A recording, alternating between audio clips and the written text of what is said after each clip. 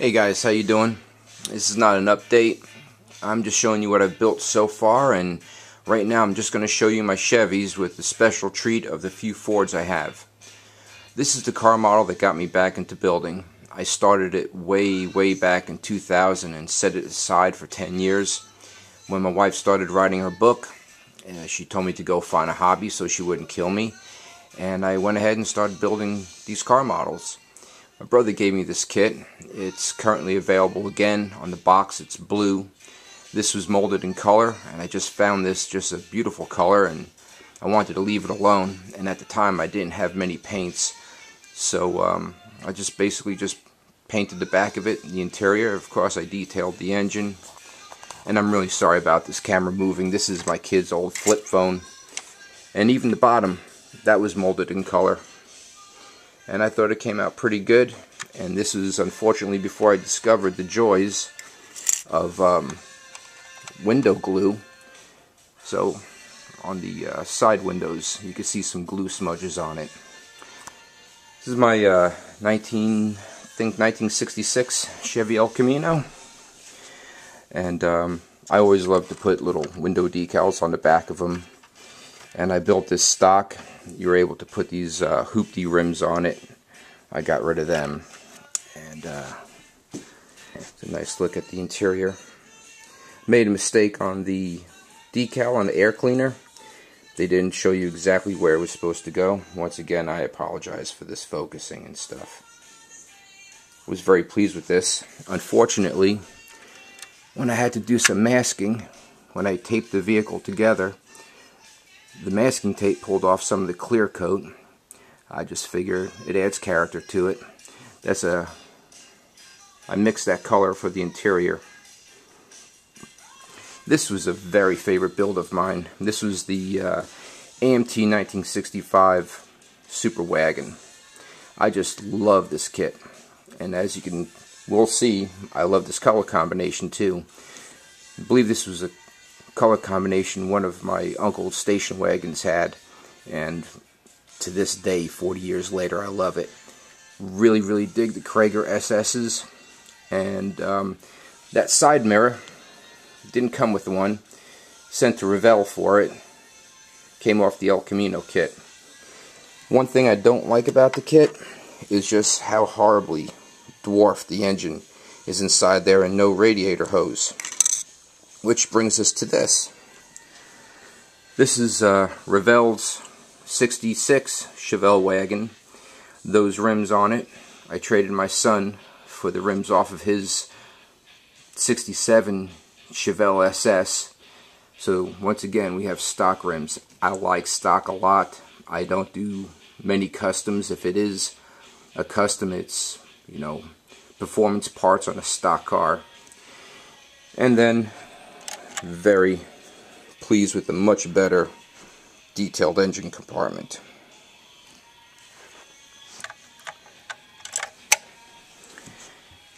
Here's that 67 Chevelle SS396. You can tell same rims as on the station wagon. This burgundy paint is one that I bought years ago for a Buick Electra reissue kit, which I'll show you at some other date, because I have way too many Chevys here and I don't want to bore you guys with all this. I'm very pleased with it. Went with a black interior. You can't see it, and I apologize. On shifter knobs, I always give it that white cue ball knob. And there's your engine compartment.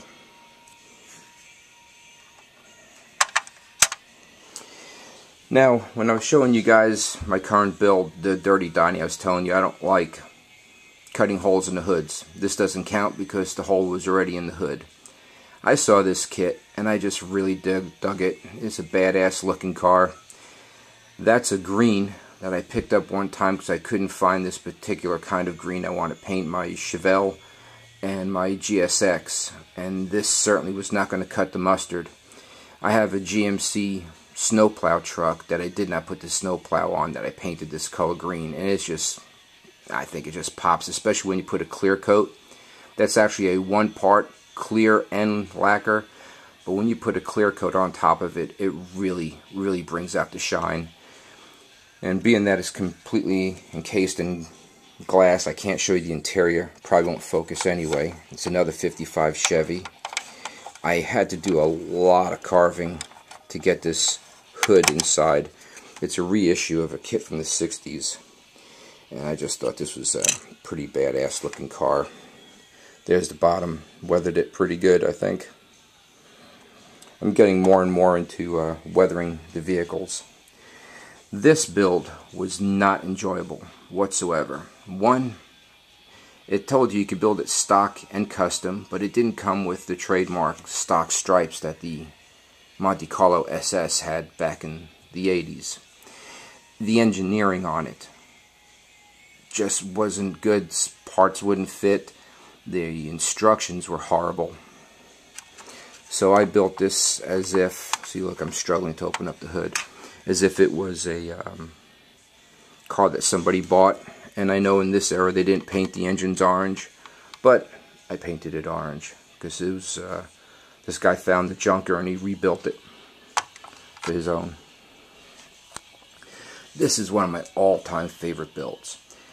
You can get this set still, but you have to buy it separate. This is the 65 Chevy pickup truck. You could buy that, and it has custom parts in it, and it comes with a boat. I built this on a real vacation. I went to my brother's house, and this is the grill you see on my channel picture.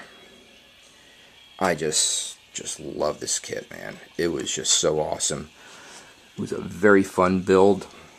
I did quite a bit of research on what it looks like stock, and it was just a great trip. I built this up in Currituck, North Carolina. Just hung out with my brother, and that's all we did for a whole week. Just model nerded. This is an awesome kit. I advise you to pick it up. Came with this boat. You could get this boat also. Now, it has this really sweet wood grain decal for the bow of the boat. I think I'm going to go ahead and ask for that decal sheet because I think the wood would look awesome here. Once again, the engineering or the instructions for this boat really suck. Somehow you're supposed to get this down in there. I don't know how. It's in order to shift and accelerate, you got to scratch your ankles in the boat. This is called the Hemi Hydro when it was packed with this kit. But came out okay. The decals are old. The instructions really suck on it. Just to forewarn you on it.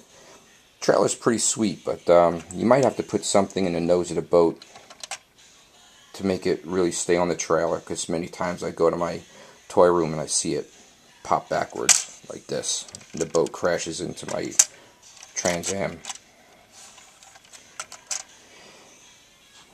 This kit, this was an NPC kit, and it has Auto World decals, and I bought it only because I hate the car so much. It's such an ugly ass car. I had to get it. Mixed the color for the interior, and it didn't exactly come out the color I wanted, but this is a weekend build. I built this in an entire weekend. The mirrors I got off the 1970 Heavy Chevy because it came with these horribly molded California trailer mirrors, and they just looked horrible. At least this one here came with a radiator hose. There's not much detail to the kit whatsoever. I made do with what I had, and added that antenna for it. I don't know where I got that antenna from. I think it may have been left over from my Sheriff Roscoe car. And as a plus, it came with this trailer, which I thought was super awesome. And that brings us to the Fords. I got this snap together Ford just so I could have a car on the trailer that would fit on it perfectly.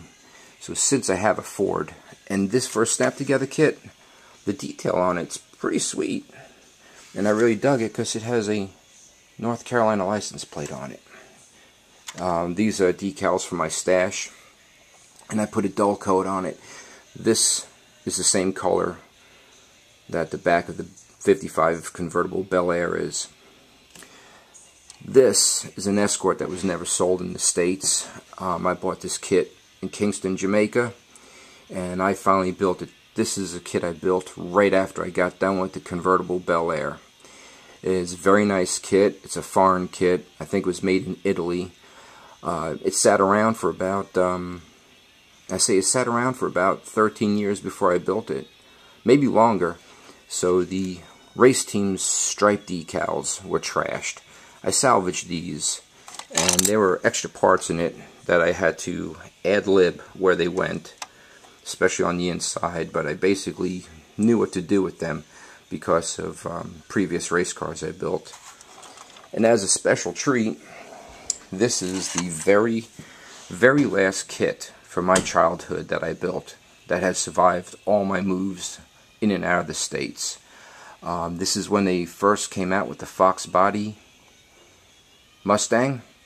So I say I got this kit probably about 1979, and it was a really nice kit. It's a monogram.